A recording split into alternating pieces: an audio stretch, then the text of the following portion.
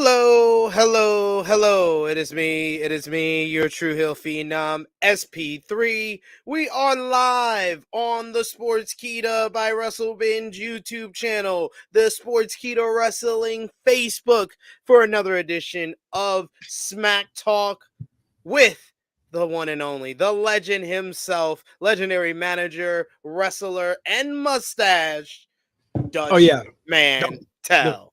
don't forget my mustache. So, You can't forget the mustache. okay, how's everybody doing tonight? I hope you're doing well. We're going to talk about this show, and I have sworn that I wasn't really going to knock it too bad. Then I got to thinking about it, and I said, "Screw it, I'm going to knock the show." I am. We came early and we got to have a pre-show meeting and we realized that we both did not like a lot of parts of this show. Oh yeah, there was a lot I didn't like. Let's get started. What didn't you like the worst? The word I don't know. We're gonna figure it out. We're gonna go through everything, but we want to welcome everyone who's joining us. If you're watching us on Facebook, if you're watching us on YouTube, we appreciate you. If you're watching us over on the Sports Keto WrestleBinge YouTube channel, drop a thumbs up on this video, share this video with all your wrestling fans, friends, and family on all your favorite social media platforms. If you're new to the channel, hit the subscribe button and sound off in the live chat.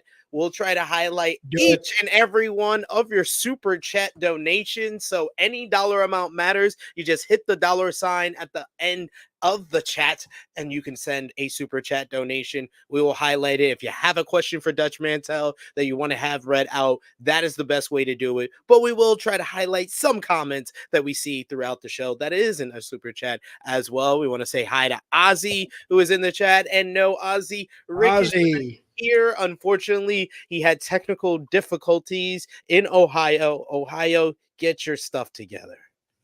Yeah. What the hell? Said his internet went out. His power went out. Oh, power went out. Likely story, Rick. Like, we ain't buying that crap. Shit, if you don't want to do the show, tell us. We'll do it by ourselves. Okay, get started then, Mr. Sid. All right, send those super chats. We'll highlight your comments, but let's get into WWE SmackDown. And of course, you see it in the headline for our review here. It was the big thing on this show, The Rock returning to Memphis, Tennessee. And it was a tweet sent out by WrestleVotes last Friday before SmackDown last week, Dutch Mantell in Dallas, Texas, that said that there was a possibility or discussion going on within WWE that the Rock concert, something that was synonymous with The Rock during his Hollywood run in 2003, where he had these concerts where he played on a guitar, he sang songs, basically berating whoever he was feuding with or whatever city he was in, and it became something very popular. So got a lot of buzz on social media, but it said that last week before SmackDown that it was going to be announced on last week's show. We did get the announcement that The Rock was going to be on this show, but we did not know it was going to be the Rock concert. But we got the big surprise right off the bat, Dutch, as The Rock comes out. We get the entrance from last week where the lights go out. We get the electricity coming down. But then we get a remix version of his song that goes into his old Hollywood Rock theme, which got me very excited. I was like, oh, let's go. Yes, very excited for the Hollywood Rock theme. And The Rock was kind of in babyface mode because he was in Memphis, Tennessee, a place that you know very well. Well, it's hard to get people to boo you when you're telling them you love them. He said, "Oh, I love you too," and "I love you too." He said it like 3 times. People say, "Oh, we love you, Rock." "Oh, I love you too. Thank you, thank you, thank you, thank you." I think it was a great choice of a venue for SmackDown, being in Memphis. And I spent a lot of time in Memphis. And I'll say one thing about the town or the area: it is wrestling crazy. Because we had a company there, and Jerry Jarrett had a company there, Jeff Jarrett's father. And I've seen that building, not that building, not FedEx Forum, that's where they were tonight, but it used to be called the Coliseum, Memphis Coliseum. And it used to sell out regularly. I mean, if you came, at one time it was so hot there, when we showed up, it seated 11,000. If you had 6,000 people now, they wanted to fire everybody. Oh, because they were used to those 10 and 11,000 people sellouts. Yeah. And he mentioned Channel 5, which I spent a lot of time there. And Rock was talking about it because that's where he got his start. And that Channel 5 aired on Saturday morning, every Saturday morning with Lance Russell and Dave Brown. I mean, I think most people know who they are. They're legendary Memphis announcers, and their ratings were so strong, it almost reached Dallas levels. You know, the sitcom Dallas. Yeah. I mean, it was sold out 2 years in advance. Their ad slots, 2 years in advance, and because they depended on, and it's 11 o'clock in the morning. One guy told me he used to set his clock by wrestling. He said when it came on, he'd look at his clock. If it said 5 to 11, oh well, I'm too fast. He'd speed it up. So, and it did regularly in the, you know, when nowadays, say SmackDown does a 2.5. Back in those days in Memphis, now I know it was a different era, they would do a 21 rating.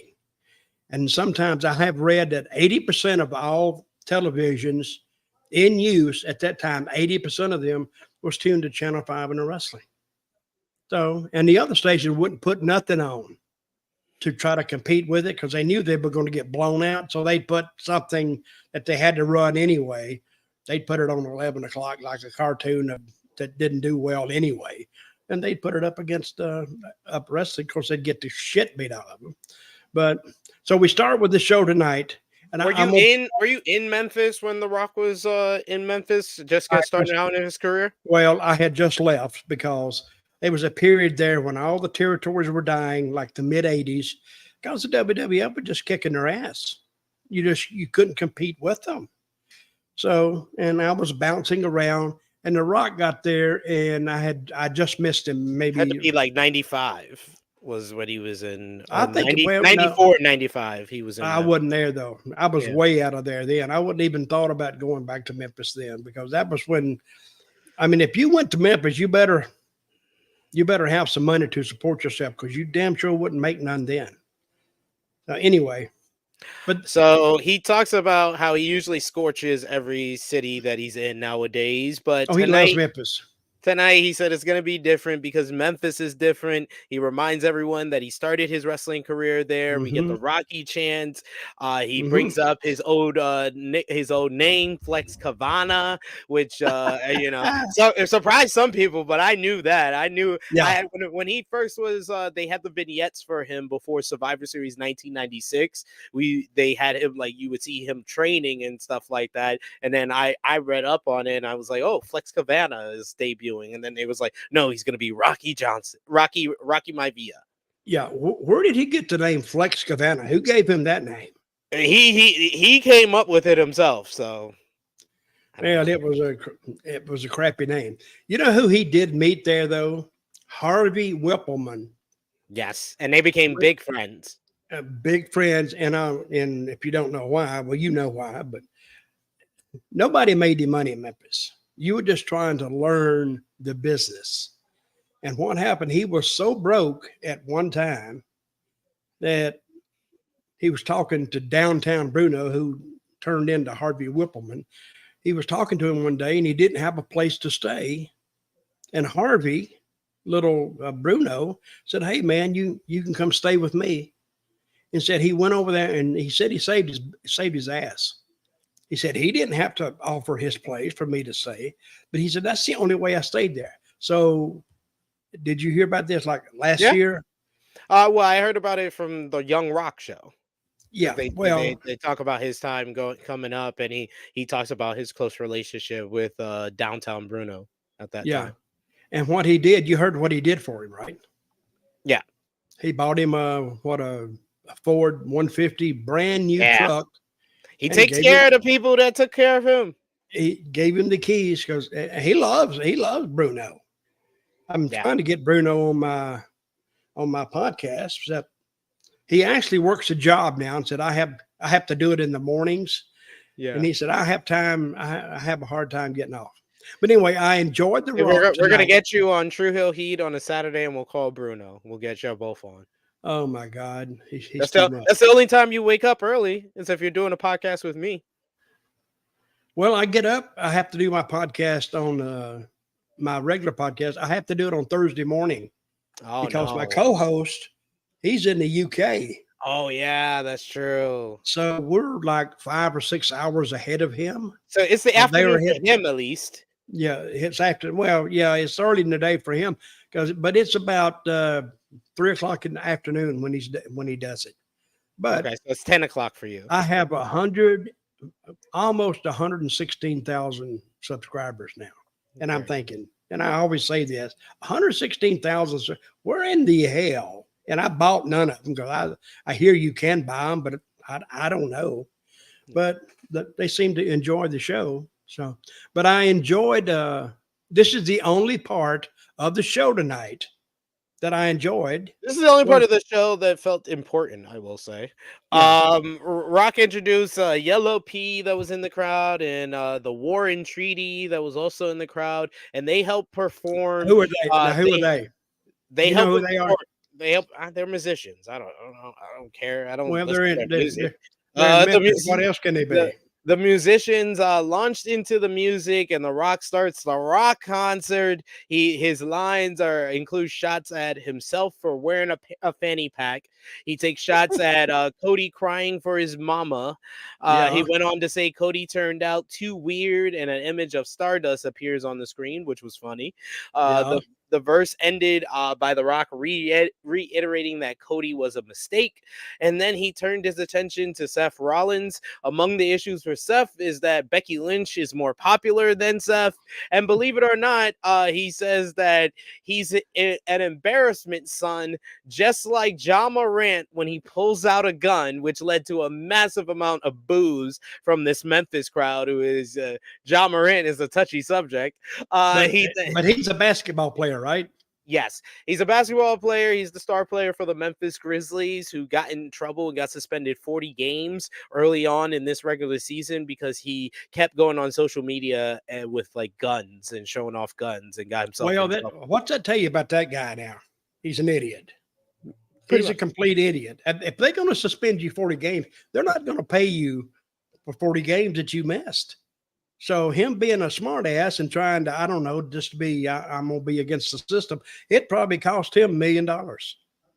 Hey, I'm not that dedicated to anything. Hey, pay me my money and I'll go here to the side and damn give my political views or whatever. But I'm not going to go on Twitter or X as it's called now and do that shit. So, but must be a hell of a basketball player. So anyway, he definitely is. He then made fun of the Cody Crybabies. Rock repeated. That was good. That was good. Final stanza that he has a new nickname. We have gotten the most electrifying man in sports entertainment, the people's champion, the great one, and now he is the final boss, which is the nickname for, Mako Satomura has had that nickname. Kenta Kobashi has had that nickname. Masawa has had that nickname in the past, but very rarely is it used for someone here in the States. It's more of like a Japanese kind of vaunted nickname, but very appropriate for The Rock to use the final boss nickname.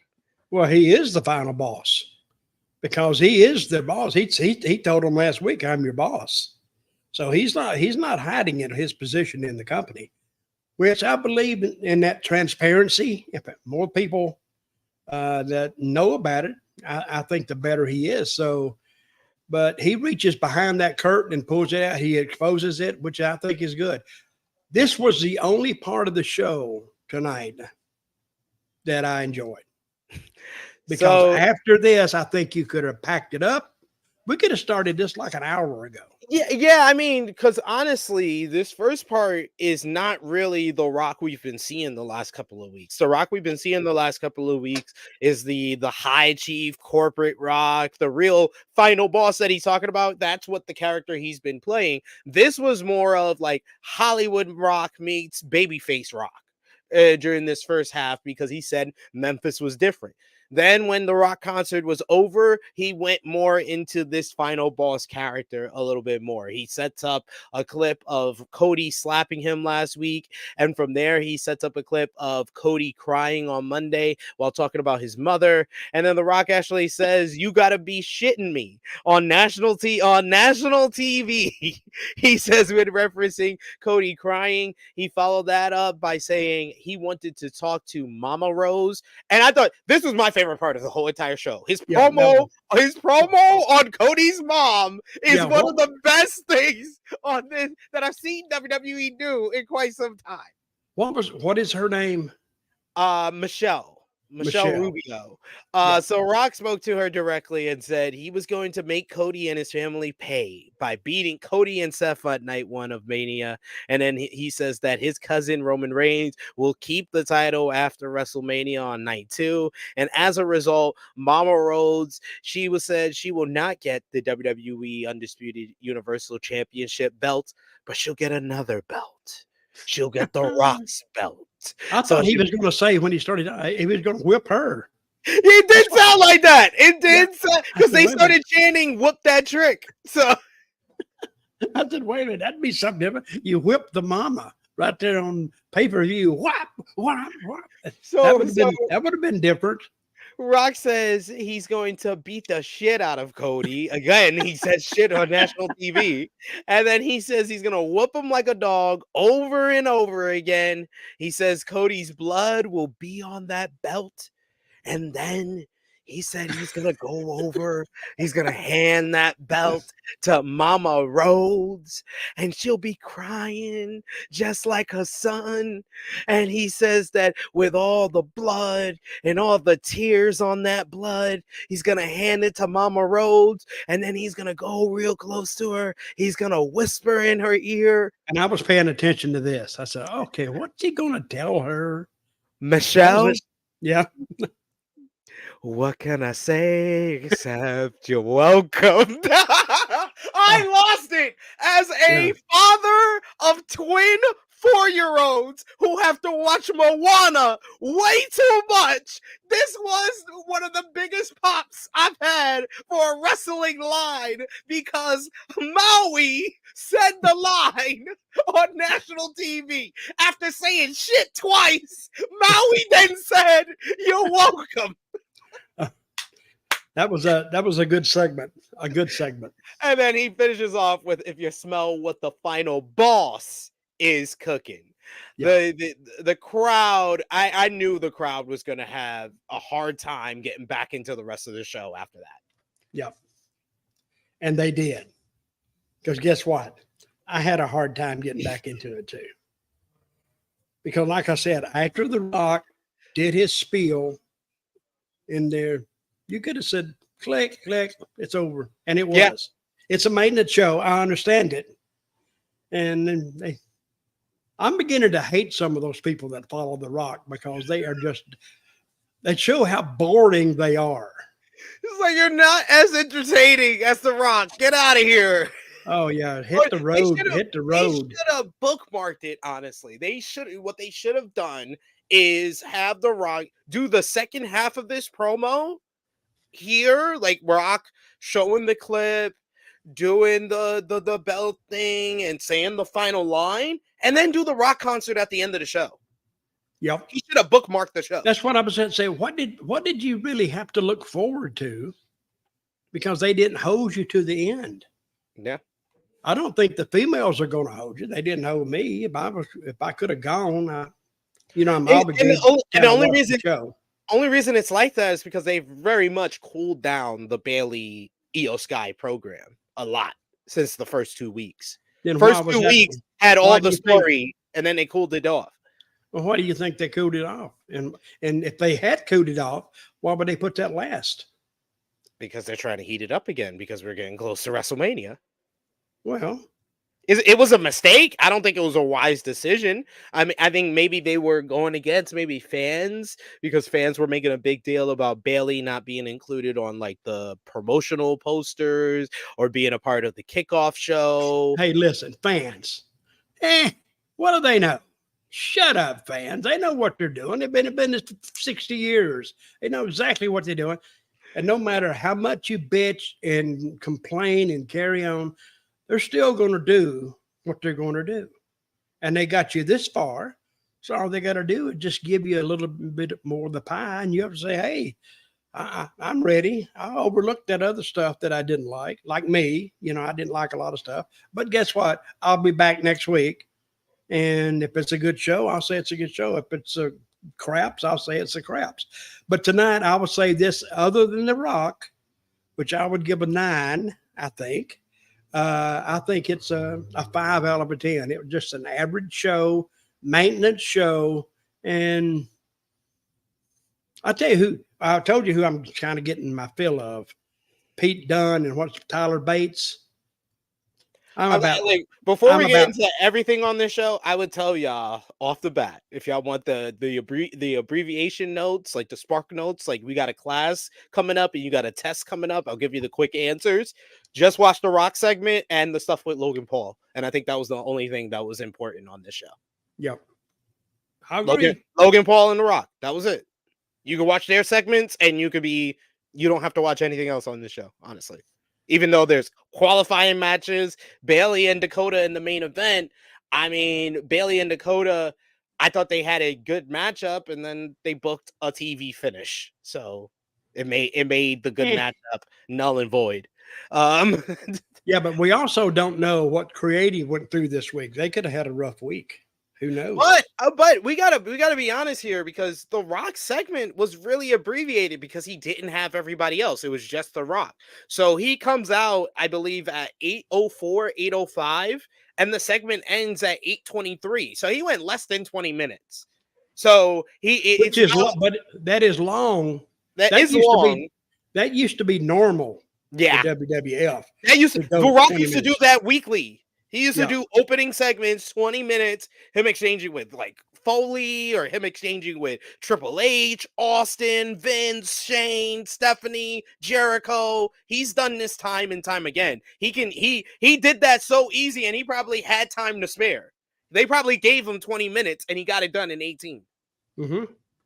Well, I looked down. I thought it was, when was he done? 8:22, you said?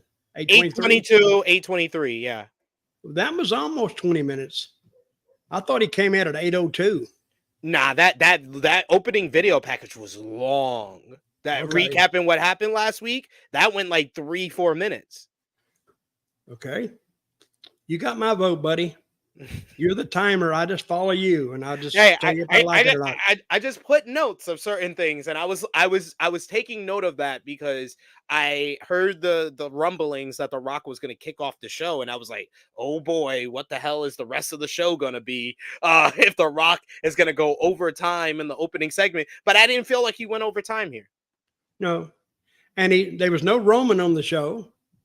There was no Cody. There was no the other Seth. Main event, Seth, and none of that stuff on the show. I love the fact that you did not do that on purpose, Dutch. You literally almost forgot Seth Rollins was involved. I can't remember a lot of people's names, but at least I have a reason for it. I've been hit on the head a couple 100,000 times, and but if you think about it, if you just take your finger and just start thumping you on the head, after a while, even that would take an effect on you. So. Absolutely. We do have a super chat donation. Thank you so much, Lindsay. Lindsay, is it Lindsay or Leslie? Leslie, I'm gonna say. Leslie or Lindsay.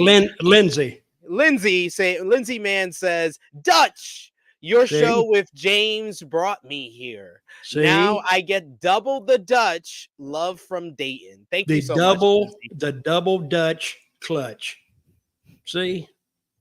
Hey, the first time I heard that, I swear to God, when I first heard that, you know what double Dutch is, double Dutch clutch? You know what it is, right? Yes. Sesame Street told me what it was. It was on Sesame Street. And my little granddaughter was watching it, and she loved Sesame Street. And then I got kind of hung up on Sesame Street. Then I started watching it. But that's when I first heard the double Dutch clutch. Thank you, Lindsay. Hope you enjoy the show. Thank you so much. Lindsay. Before we get to the second super chat, there's a bit of news that we need to bring up after we got through Uh-oh. that Is it first bad segment. news? No, it's Bad? something that you actually reminded me that we can bring up and talk about a little bit here. You probably talked about it on your other podcast, but I know the Sports Kita folks will like it if I brought this up because you brought up your niece watching TV and getting excited about stuff on Granddaughter. Sesame Street. Granddaughter. My daughter got excited this week and actually watched a bit of wrestling. And it seems like the two main times my daughter has ever got excited about wrestling, it's been one person, Mercedes Monet, Sasha Really? Banks. Yeah, when she was really young, it was Sasha Banks with the colorful hair that used to make her like watch the TV. If I was watching wrestling, that was when she really paid attention to things. And then I was watching Dynamite this week with the debut of Mercedes Monet on AEW, and my daughter kind of was into it again, and she was like, "Oh, WWE." Like she don't know how to form sentences, so she says she knows WWE because of what my missus does. But but she was confused that Mercedes was on a different place. So what do you think about Mercedes Monet in AEW debuting this week in Boston? Well, I think it's great because it gives the talent, gives them another place to go and make money. I mean, they have other places to go, but they won't make the money that Tony pays them. He does. I hear. I don't know for a fact, but I hear that he pays well, and that is good.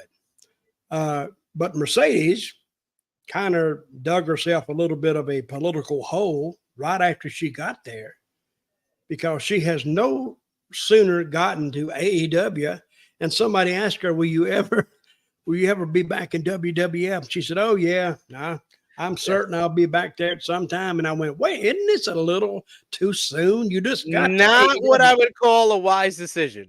No, at all. And well, nobody said she could command money, but she doesn't mean she has any political savvy about her at all. So I think she could just as well not said that and went on about her business, and everything would have been fine.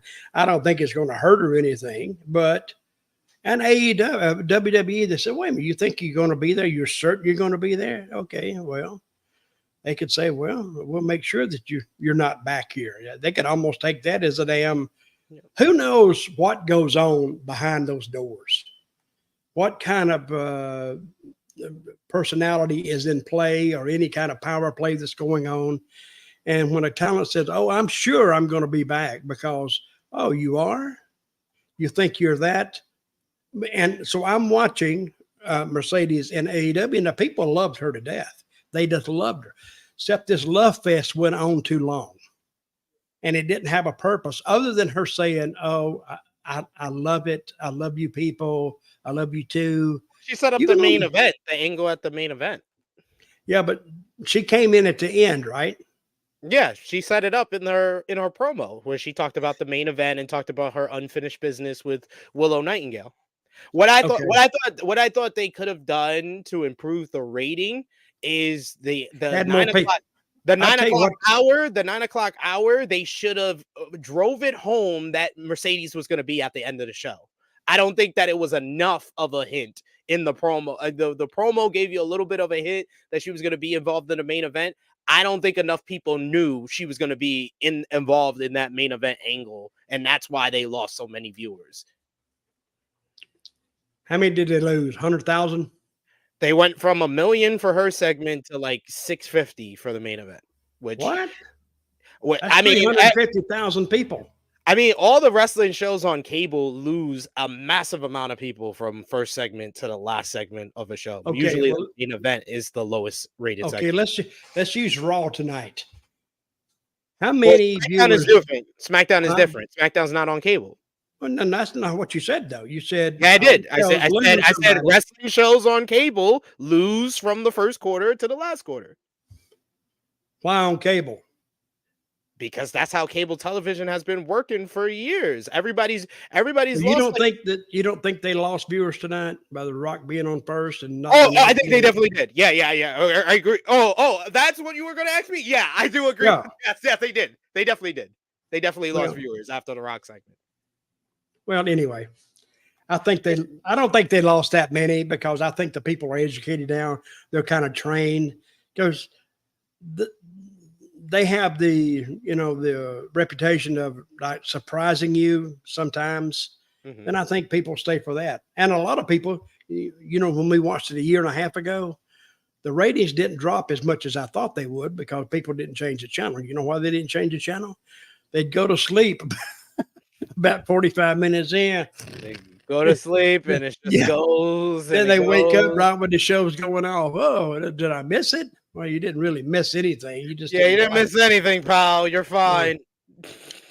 Okay, so The Rock was good, and then we had our tag team. We had some WrestleMania tag team title ladder match qualifying matches on this show. I thought the first one was really good with Legado del Fantasma, Berto, and Angel getting the win over LWO, Cruz del Toro, and Joaquin Wilde. They got 9 minutes and 12 seconds, and we got to see most of this matchup because it was kind of just went on after the commercial break after the Rock segment, and I thought it exceeded the expectations. Both teams working hard, a lot of high flying moves, and Berto and Angel getting the win with like a pop up kick to the ribs on the LWO. They advance in bracket 1 of the qualifiers, and they're going to meet the winner of our second qualifying matchup, which was Pretty Deadly versus New Catch Republic, Tyler Bate and Pete Dunne. It was New Catch Republic getting the win with the Burning Hammer. This one was a pretty good matchup, not as good as the first one, but I thought it was still good, even though the finish and the outcome was inevitable with Pete Dunne and Tyler Bate getting the win. Boring. And I told you, I think I'm that full of Pete Dunne. He's boring. The other guy's boring. So, but that's what you get sometimes. So you just go through it. I like some of the stuff Pete Dunne does. Now, he went from getting the shit kicked out of him every week. Now he's the toughest son of a bitch on TV. No. He had to change his name. All he had to do was change his name. Really? Is that all he had to do? All he had to do. So how many people knew that he was Pete Dunne? A lot? Pretty much everyone, except for people that just watched the main roster. I didn't. Hey, you ever watched any British wrestling? Yeah. The old BBC stuff. Yeah, I watched some Billy Robinson. I enjoyed that show. Calhoun. I enjoyed that show. You had one announcer, and when something happened, the announcer wouldn't say, "Oh, he kicked him." Well, hell, you could see that. All he was doing is telling you what you just saw. Well, you saw it. He don't have to tell you. But the one announcer I really enjoyed watching British wrestling. I still do. And I asked the other day, I forgot who I had. Oh, my co-host on my Storytime with Dutch on YouTube. I asked him, what happened to all those old tapes? But I think now they've been taken back into the archives. The BBC has them, and you can get them. I mean, you can still watch them. But some of the stuff they had was pretty good. So if you like that style a lot, I would suggest you watch some like Zack Sabre Jr. Zack Sabre Jr. has like that old like catch technical wrestling British style. He's like the current guy that's kind of like keeping that alive. So he has good matches though? He has great matches. His match with Bryan Danielson was probably one of my favorite matches this year. See, if they can tell a story and slow it down and let you absorb it and take it in, then it's really, really good. Yeah, basically, I could tell you the story of his matchup with Bryan Danielson that they had in New Japan. It was the two best technical wrestlers in the world who are also stubborn bastards, and both refused to even go for pins. They wanted to submit the other person until they realized that wasn't going to happen, and then they had to go for a pin. And it makes sense. Exactly. Yeah. I love matches that I can explain in like 1 or 2 sentences because I feel like those are the ones that you get much more out of it. Did one of them lay down and say, "Hey, pin me"? No. They just refused. Like they had opportunities where they could have went for pins and they just kept going for different submissions. Well, that would have fit if one guy said, "Hey, see if you can pin me. I'll lay down for you." No, I don't, I'm going to submit your ass. And now once they get that in their head, now they understand the theme of the match.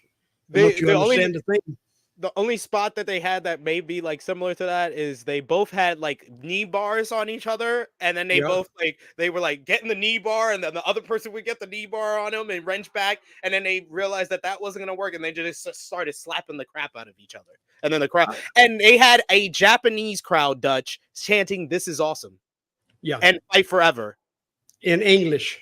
in English. Yes, in Yes. English. Well, I would like to know what it would sound like in Japanese. You know? We go, what the hell is that? See, you can you can learn certain things at certain times if you just pay attention to it. So It's true. It's true. All right. okay, so, how many matches on tonight's show? You had the 2 tag team 4? matches, the main event, Waller Orton. and Orton, and that's it, I think. Yeah, 4. There goes 4 again. So next up we have LA Knight. He has a segment. He gets called out by Caleb Braxton, who welcomes him to the entryway. Braxton asks Knight as he had any success finding AJ Styles. He takes the microphone from Kayla and says, "Let me talk to you." He mentions how Styles said Knight needs to be humbled, and Knight welcomes Styles to come out and humble him. He didn't show up, so he called them out for it. Knight said that Styles wasn't big enough to come out, but he mentioned how Styles went all the way to Australia, but he couldn't come to Memphis. He called Styles a mark and said that if Styles won't show up at SmackDown, he knows where Styles will show up at. And I thought he was going to show up at AJ's home. But then he said, "Oh, I'm challenging you for WrestleMania." I was like, okay, that makes more sense. Knight took off his sunglasses. He says he's going to own AJ Styles' ass at WrestleMania because who game is it? LA Knight. Yeah, but then AJ Styles attacks from behind with a steel chair in the back, and then he gets on the microphone and he accepts the WrestleMania challenge. What did you think about this segment here? I like LA Knight. I like his interviews. I kind of like that. And I like AJ. Them together. Remember, I talk a lot about feeling chemistry. I just don't feel it with those guys. They're gonna have a good match. Yeah, I got it.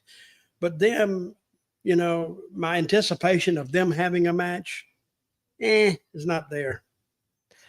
I mean, I like I always say I have this saying where if a good match happens on a card full of good matches, did it really happen? That's right. what I feel AJ and LA Knight is. Yeah, I think it can be a good matchup, but is it gonna be better than Orton, Logan Paul, and Kevin Owens? No. Is it going to be better than Roman Reigns and Cody Rhodes? No. Is it going to have more attention than The Rock and Roman versus Cody and Seth? No. Is it going to be better in ring than Seth and Drew? No. Is it going to be more exciting than Rhea and Becky? No. No. It's like, what the hell? Kick it off. Get it out of here. Get it on first or get it on the pre-show. Get them off. Get them out of the place. This rivalry feels very cold. I agree with you. It feels very cold. It's old. It's been going on for how long? Seems like forever. They started this in December.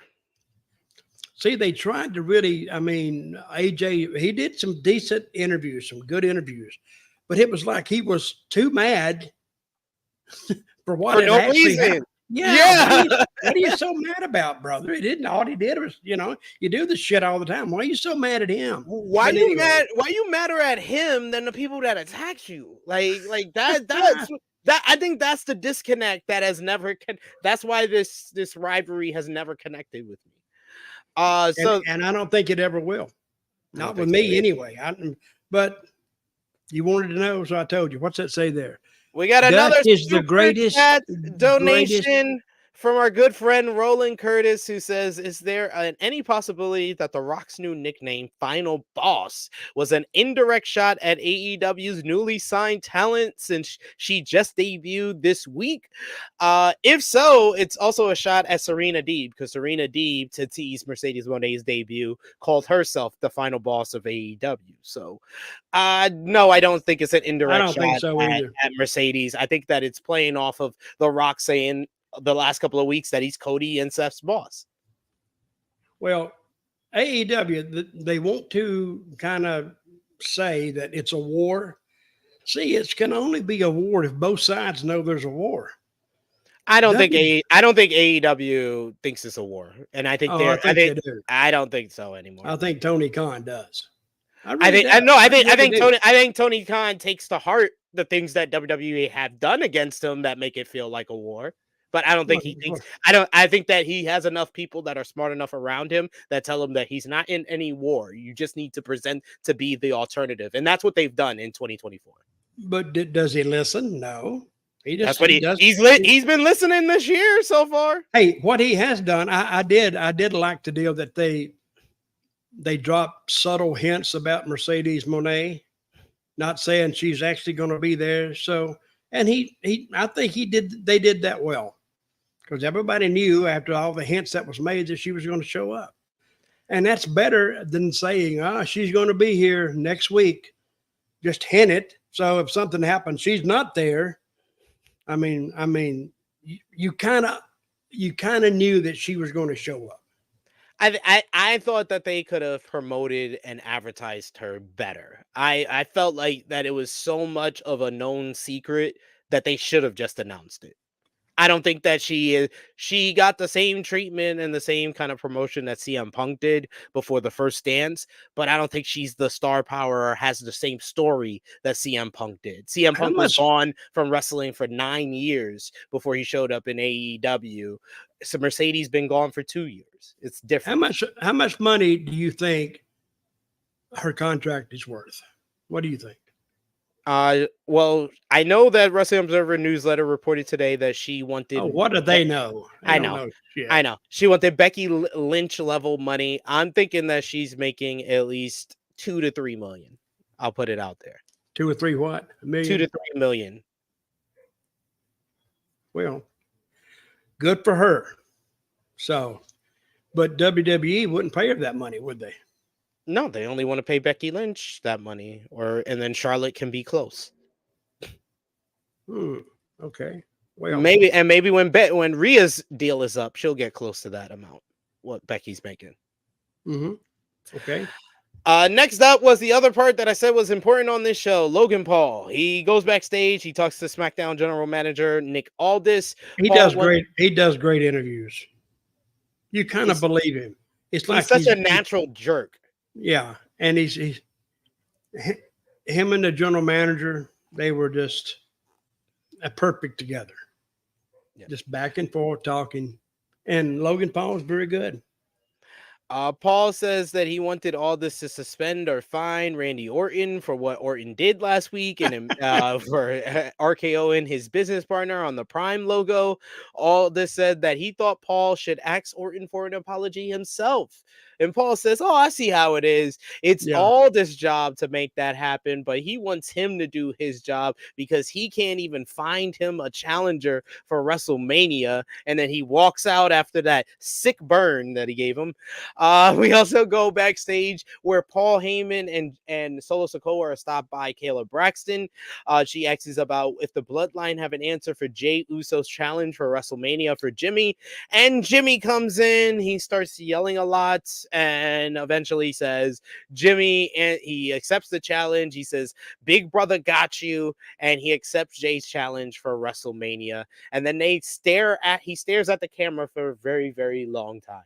That was an odd 10 seconds. Cutaway. Yeah, it was an odd, very odd cutaway. And I went, "What? Whose idea was that?" I mean, you're thinking about how weird it looks instead of what does it mean. I didn't get that. So, I mean, I don't get everything, but they may have tried it just to see if it had any kind of a burn back from it. I'll see if anybody said anything about it. But I'm looking at it, and I'm going, and he's looking right in that camera. So I didn't understand it, but that was good. I like that. And it went on and on, and it was like, when they hit 5 or 6 seconds, you go, "Okay, guys, we got it. Then it went on another 5 or 6, and you went, "Okay." Because it seems like this year, like last year, going into WrestleMania, we identified that the ones that the rivalries and the feuds that felt cold going into the show and that they weren't given enough effort into were the women's rivalries, Charlotte and Rhea, Bianca and Asuka. This year, it feels very obvious that it's AJ Styles and LA Knight and Jimmy and Jay that feels very cold. Jimmy and Jay, the way to do a long-time tag team, one of the greatest tag teams of all time, brothers, twin brothers. There is a way to make that into a big WrestleMania matchup. I will tell you, this is me as a fan, and I'll ask you because you're the expert. You've been in this business a long time. I'm not an expert. I've just been around it a lot. I've never figured it out. Nobody else has either. But Dutch, I don't know about you. I don't think the way to make a hot rivalry over twin brothers is to have one of the twin brothers turn on the other twin brother for no apparent reason 7-8 months ago, keep them separated for 6 months, have them have no significant singles wins on their own. As a matter of fact, they have lost pretty much all their major matches individually. And then you say, hey, let's put them back together and it's going to be a hot rivalry for WrestleMania. No, that's not how that works. Nope. I don't think they can do anything at this point to even heat it back up. I think it's gone too far. But I do like the idea, but they would have to have done this a long time ago. Yeah. One refuses to wrestle the other. Who's the one with Roman? Jimmy? Jimmy. And Jimmy tell him, I can't wrestle my brother. And he tells him, you're going to wrestle him. And you're going to beat him. Or you're going to regret it. So, and he don't want to wrestle. Now you open that door that anything can happen. And because now you put emphasis on Jimmy and Roman, now you can do something. But as the way it stands now, one brother versus the other brother, one brother's mad, the other one, I don't know. Well, we'll see. But that's a story I think they missed, unless they can piece something together in 3 weeks, which I don't think they can. I don't think they can. I think they're pretty much fine with certain matches feeling cold because they feel like on the day the crowd will be into it, it'll deliver in the ring, and everybody will look back on it fine, because that happens to them a lot when it comes to WrestleMania. If the match delivers, sometimes a lot of fans will forget the build up going there. Because WrestleMania, it's going to draw fans that wouldn't ordinarily come to a wrestling match. But it's an event. It's an event. So it's WrestleMania 40. So it's on that square number. It's on that decade number.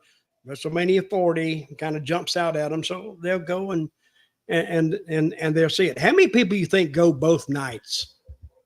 I'm going to say quite a few. 65,000 each night. But okay, 65,000 each night, but it's going to be like of that 65,000, it's probably like 50,000 that is going to both nights. Okay. All right. Yeah. That sounds to me like, even hearing it now, unbelievable number. Yeah. If you said this 20 years ago, I said, get the hell out of here. They ain't gonna do that crap. But they do it. And I think wrestling now it's just a different form. Yeah, it feels hotter. It feels hotter than ever. Like this, I've said it a couple of times on social media, and I'll say it here. This is like the best period as far as where WWE and AEW are at. The top two promotions feel hot right now, and their fan bases are very excited because WWE, you got The Rock back, you got the whole Cody and Roman story, Cody finishing his story going on. They got the Rhea and Becky are about to go at it. Bayley's got the big matchup with EO, and then the AEW fans, they got these big time free agents coming in with Will Ospreay, Kazuchika Okada, and Mercedes Moné. They had the Sting's retirement at Revolution. The top two promotions feel hot, so wrestling overall feels hot right now. Yep. But let's talk about SmackDown. Randy Orton, Grayson Waller was next. What are you? Can you read this? What are you doing? Can you read that? Dutch. Yes. Steve Can you Steve read that? Singer Border. Yeah, I give him a diploma. Oh, that's sweet. After you crapped on him. Oh yeah, well, Our next was Randy but Orton.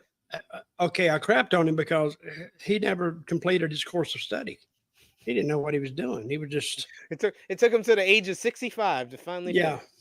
finish. Randy Orton and Grayson Waller was next. This match didn't get a lot of time, but I liked what we saw here. It was pretty much Randy Orton playing the greatest hits. He got to do like maybe 2 or 3 bumps for Yep. Grayson Waller, if that. And at the end, he went wild on Austin Theory, gave him the Hangman's DDT, and then he caught Waller in midair with the RKO when he tried to hit his finisher. After the matchup, Austin Theory attacks Orton from behind. Logan Paul comes in. He's about to hit him with the knockout punch. When Kevin Owens comes out, Owens takes out Theory. Logan Paul runs off, and then Orton is he helps Orton up, and Orton is about to give him the RKO, but he stops him. And then Theory comes in. He gets a stunner, jumps out of the stunner into Great. a damn RKO. I was like, this is so ridiculous, but I love it. Yeah, that was good. I said, wait a minute. I even stopped I taped the show, so I even stopped it, backed it up. And so again, he come up, boom, and he went way up high, and Randy was right there with it and laid him out. It was actually a thing of beauty, I thought. Aldis comes out with a microphone. He asks Paul if he got that apology.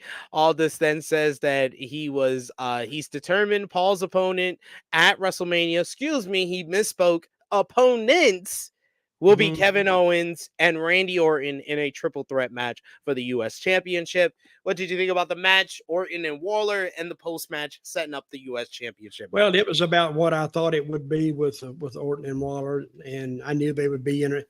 If there was 2.5 million people watching the show, 2.5 million knew that he was going to, that Theory was going to get involved, and they kind of figured out the finish. So, and the winner. So, and again, it's a maintenance show. It's a filler match, and they just got them on there. So it was good for what it was intended to do. I mean, they're all pros, so they go in there and they do it. But as far as suspense, nah, it wasn't there. No suspense on the matchup. I really the stuff to pay attention to was the post match more than the actual matchup here. This is what I think they're doing a little too much. The post-match stuff. Yeah. You can't do it every match. And they had 3 out of 4 tonight that had post-match stuff, but it's basically the babyface getting beat up and somebody making a save. That shit gets old after a while. It's a law of diminishing returns. After a while, it will be. You put the babyface, or whatever they do. But you can't do that like every match just to keep heat on heels. So that's something else that's lost over the years, is how to keep heat on the heels. And now WWE, I mean, you can't put heat on every heel. They got it on Roman and they got it on the Rock. But if you're looking for heat on another heel like that, not gonna get it. Now you got it on Logan Paul in a different way, and they got it on Gunther in a different way. So when you add all of them together, I think they got enough heels. I really do. Yeah. And Drew, they got it on him a little bit. But I still think, and I say this every time I talk about him, I still think Gunther is their ace in the hole as a heel. I agree. Because he's just that good, and he's believable. Next, we got a match that was criminally cut short as Santos Escobar beats Dragon Lee in less than 2 minutes. Dear Lord, what are we doing? Was that short? Like Dragon Lee. You remember when Dragon Lee got called up and he was getting a push on this show? What happened to that? Well, Jesus. I think it went more than 2 minutes. It was 2 minutes. I clocked really? The clock. It seemed more than 2 minutes. It's because Dragon Lee works real fast. He's a real fast guy. So So It he looked works good. fast, so Yeah. the seconds are faster. He packed in a 2 lot of minutes. action into that 2 minutes. Yeah. And okay, with that match, you know, when they got him down, beat him up, you just knew Carlitos was coming in. Just knew it. And then when he comes in, this is a thing I got with WWE. And then after Mysterio comes in and cleans house, you don't even Carlitos and all the rest of them are just laying down around ringside. I knew that Carlito wasn't the real slave. I knew that the real slave Yeah. was Rey Mysterio because they advertised Rey See, Mysterio for the show. but you knew that. Yeah, it's because But why see, would you book it as like a matchup when you already advertised that Rey Mysterio's on the show? You should have just done a segment with Rey Mysterio instead of jobbing out Dragon Lee in 2 minutes. well, but anyway, I didn't know they advertised him for the show, and I still expected him. I said, "Oh, here comes." I think little Carlitos has slowed down a little bit. Yeah. He's lumbering down there, and you know, Yeah. and then you knew that Ray was coming, and then. So, what is their match at WrestleMania? Well, next week, after Ray makes the save, he challenges Santos Escobar for a one-on-one matchup next week, and that was made official later on in the show, as well as more qualifying matchups. It's going to be Authors of Pain versus Street Profits. You also got Oh, another that'll one. get me. That'll get me to watch it. I tell you what, I'd almost pay them not to see it. You would pay them not to see Yeah, that match? Jesus I would Christ. pay them not to put them in the ring together because Also please. got the OC versus Grayson Waller and Austin Theory in that tag team tournament, and also Cody Rhodes, Roman Reigns going face to face. As far as Ray and Santos, if they're doing the match next week, I think that we're either getting a stipulation match between the two guys at WrestleMania, or we're getting a multi-man matchup on the SmackDown before. It feels like they have been adding all these matches. You would think that this would have been the point that you make Ray's matchup for WrestleMania. This makes me think that he might not make the Mania card, or it's going to be a multi-man matchup at Mania. Who's this might not make the card? Ray. Oh, Ray. Well. Oh, okay. I'm going to bring this up. Is he retiring or not? Is there talk of him retiring? I don't think so. He just resigned earlier this year. Okay. Yeah. But I read that. Okay, this is another thing I wanted to bring up. No matter what happens at WrestleMania, I think, and you do too, that Cody's going to end up winning. Yeah.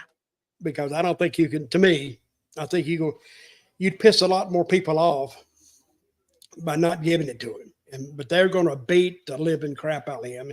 He's going to be bloody. I think they after this promo today, I think they need to do the whole angle where Rock and Roman win and they beat the crap out of Cody to end the show, the night one. Like we get night one with massive amounts of heat to end the show with Rock handing the bloody, tear-soaked belt to Mama Rhodes, so that when night 2 happens and Cody overcomes odds and finishes his story, we end night 2 with Cody's mom getting the Universal Championship.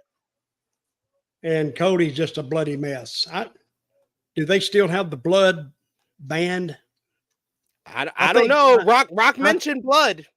I think blood. Cody, because Dusty made a living off of it. That's the way, you know, every time. I don't care if you saw him on like a month later of a match, he'd still have tape all over his head. I don't know. But I think Cody is dying to do it. Now I hear that Roman wants to take some time off. But I don't know if he can take time off because The Rock is going to do a movie first week of May. I think The Rock's gonna take time off. I think that we're still gonna have Roman probably for the Saudi event in May. I don't know if they do the rematch with him and Cody there, but I could definitely see The Rock performing at the Saudi event later this year. When is the Saudi event? We have one in May and one in November. Okay. Well, we know that Rock won't. I think the Saudis want Rock, don't they? Of course they want him. And that's the one that's going to pay him the most money outside of WrestleMania. I don't know if we'll get. I think that people thinking that they're gonna do Rock and Roman in Saudi, you're bugging. They're only gonna do that No. at WrestleMania. That's the WrestleMania matchup, either next year or the year after, depending on what you think the How, Rock long well, game is. let me ask you, how long do you think Rock will actually be an active participant in the ring? I think that the Rock. Till he meets Roman? I think the Rock wrestles one more match after WrestleMania this year. He Really? wrestles one more match, and I've gone on record. I've said it on a tweet. I'll said it here. I think that The Rock wrestles next year at WrestleMania against Cody, and then wrestles 2 years from now against Roman. Wow. Why don't you just go into the next century?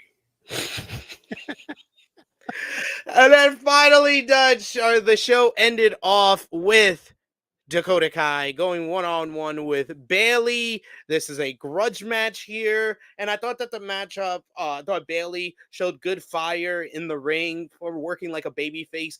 This really felt like her first time as a babyface in a major matchup, so I liked the way that she worked this matchup, going back to her babyface kind of style. And then I thought that Dakota Kai looked really good for just coming back from injury. However, despite all of that, this finish pissed me the hell off. This finish is one of the most laziest TV Yeah, finishes I've seen in what quite some time. Where Tell me- where Io tell me- Sky rolls into the ring, stands in the ring for like 30, 40 seconds. They do a whole standoff.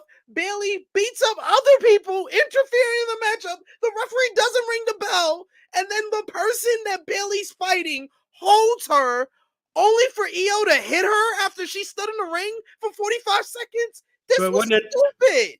No kidding. And that's what I'm saying. Sometimes they do stuff that's really good and doesn't make the viewer look like a complete idiot or feel like one anyway. And then they do something like this. And it makes, I don't get, again, I'm saying I don't get it. A lot of things I'm still not getting. And I thought that they would, especially with the new regime, they would kind of throw that stuff out and think about it a little more. Because to me, I think that's Rock's MO. Hey, let's don't make these stupid finishes.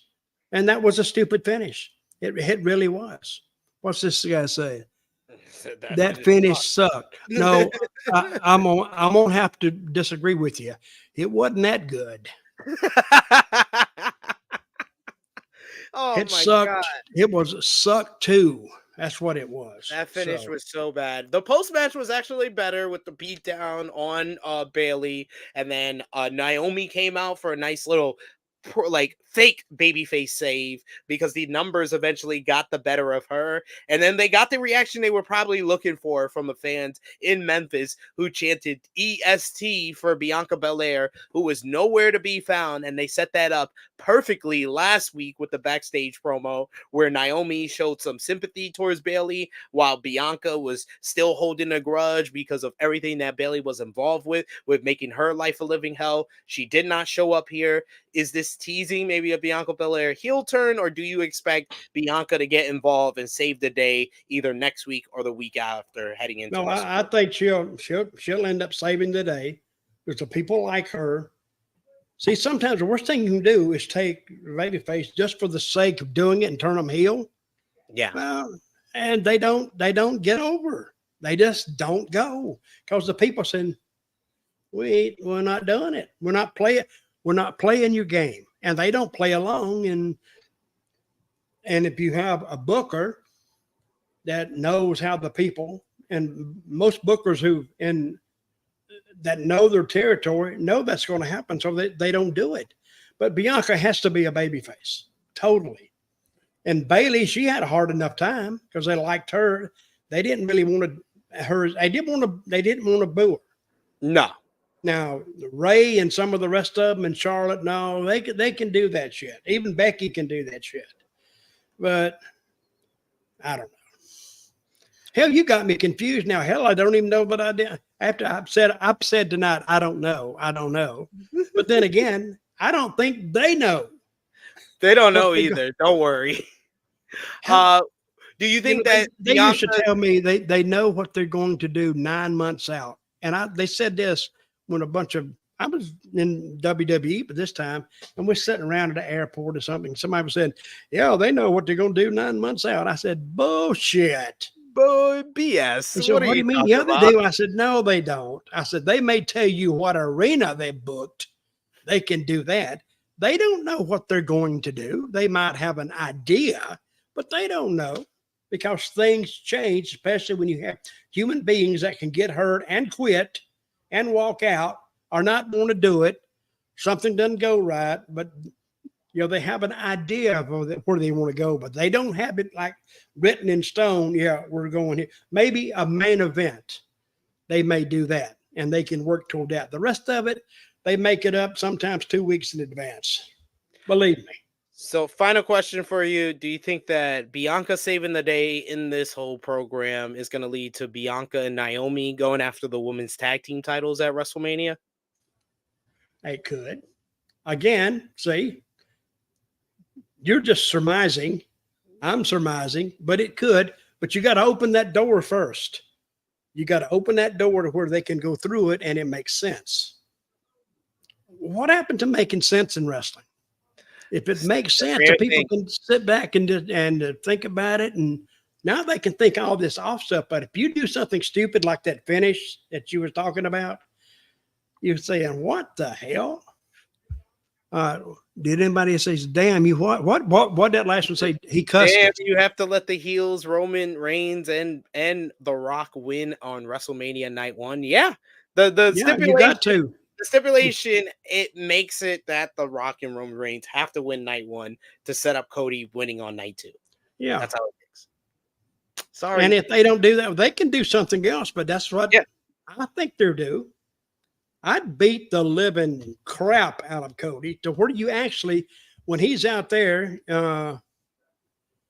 messing with the mama or whatever, and Cody's all messed up, he's almost messed up so bad he can't even continue the second night and gets off the gurney. Says, nope, he's going to have to kill me.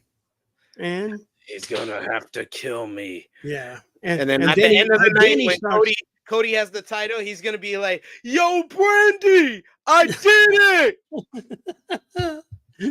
Oh, my God. So anyway, Cody, to me, I think he's a little too tearful. He gets, talking about his dad. I can see that after a while. I mean, but now, Cody, get over it, please. Show some balls, show something, get mad, dude, I mean, quit your damn crying. Mama. Man, they have painted him the Cody crybabies and the mama. Get him, you can't even think this shit up. Dutch Mantell. Somewhere creative, sitting back there drinking coffee and taking pills or whatever they're doing, they come up and said, hey, we'll just have him cry every time he talks about his mama. So, and her name is what, Michelle?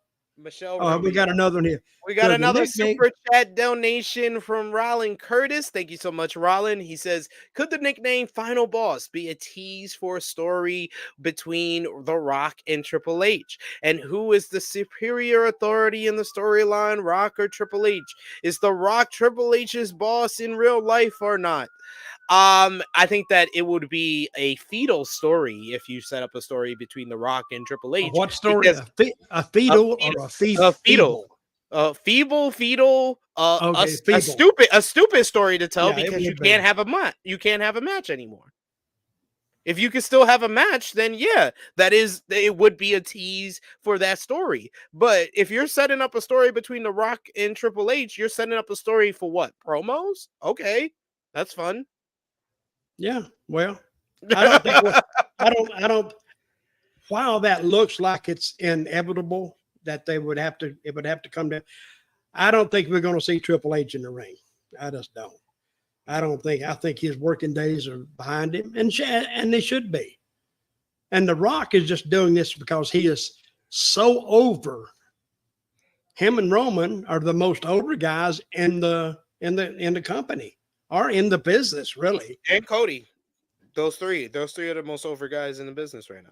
Well, they are, because Cody is telling that story, and which is to finish the story, which is, I think it sometimes takes a back seat some things, but it is, they at least stayed with it. And I think him getting hurt and being out for 9 months actually helped him, because he was gone during the difficult times, the event stuff going on and all this stuff. He was out of it. And I think if anybody ever had an injury that benefited them, Cody's dead, because it took him out of circulation and he didn't have to even worry about it. Mm-hmm. It's true. So, any more questions? Any more super chats? What do you call them? No, I think that's the last one, last call. But Dutch, let the people know where they can follow you on social media. What you got going on your podcast and YouTube channel. Let the people know.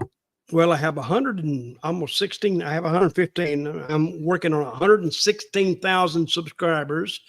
Come join me. YouTube Story Time with Dutch, and it drops every Friday morning, and then it drops again on Tuesday morning, where if you have a question about pro wrestling, you can ask me a question, and we do that on Tuesday mornings. And you can find me there. Or if you want to email me, Dirty Dutch Mantell with 2 L's at gmail.com. And that's where you can find me. Or Twitter.